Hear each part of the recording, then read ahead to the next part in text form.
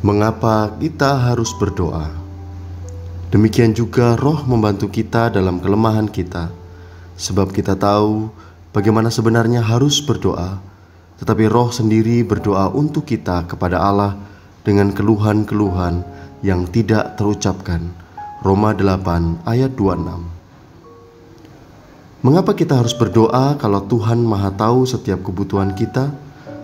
Apalagi kita tahu tidak selalu apa yang kita doakan terkabul. Hanya kehendak Tuhan yang terjadi, bukan kehendak kita. Jawabannya, karena doa sebenarnya adalah ekspresi hubungan kasih manusia dengan Allah. Di dalam doa, Allah menyatakan kehendaknya kepada kita, bukan hanya aktivitas kita meminta terjadinya kehendak kita. Saat berdoa, terjadi hubungan intim manusia dengan Allah, yaitu berpadunya keinginan manusia dengan Allah, sehingga tercapai kesamaan pikiran, tujuan, keinginan, motif, sasaran, nilai. Melalui doa, Roh Kudus menyatakan kehendaknya di dalam hidup kita. Seperti ayat bacaan di atas, Roh Kudus berperan membantu kelemahan dan ketidaktahuan kita, sehingga Roh Kudus menjadi mediator, berdoa untuk kita kepada Allah sesuai dengan kehendak Allah.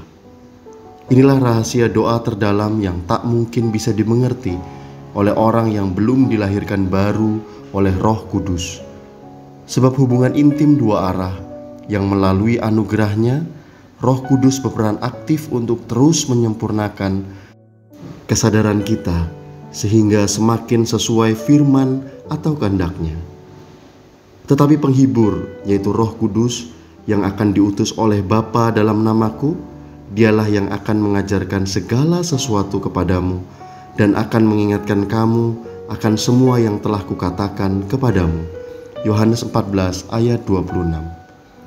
Oleh sebab itu, aktivitas doa bukan pilihan, melainkan keharusan, karena sebenarnya kita tidak bisa hidup secara rohani tanpa doa.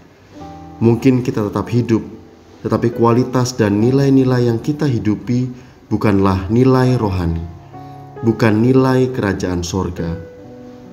Jikalau kamu tinggal di dalam aku dan firmanku tinggal di dalam kamu, mintalah apa saja yang kamu kehendaki dan kamu akan menerimanya.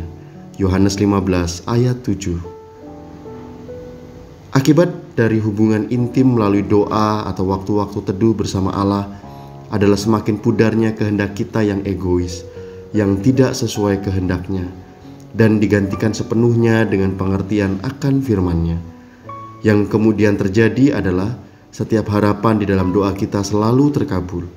Itu sebabnya, sekali lagi, doa bukan sekedar aktivitas ritual agamawi, bukan sekedar pengisi waktu, juga bukan sekedar pilihan, tetapi keharusan.